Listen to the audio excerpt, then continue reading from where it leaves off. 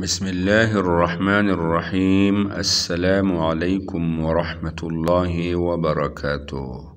سامعین، رمضان المبارک کا بابرکت مہینہ انشاءاللہ شروع ہونے والا ہے، اور اس مہینے میں بڑھ چڑھ کر حصہ لے، ثواب حاصل کرے، قرآن مجید کی تلاوت کرے، ذکر و عبادات، نماز باجماعت کی پابندی کرے۔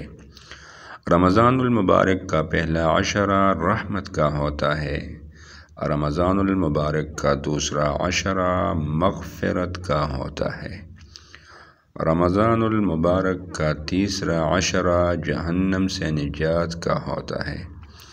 پہلے عشرے میں خوب عبادات کرے، دوسرے عشرے میں اپنی مغفرت کی دعائیں کرے، تیسری عشرے میں جہنم سے خلاصی اور نجات کی دعائیں مانگے۔ اللہ رب ذوالجلال ہم سب کو عمل کرنے کی توفیق عطا فرمائے۔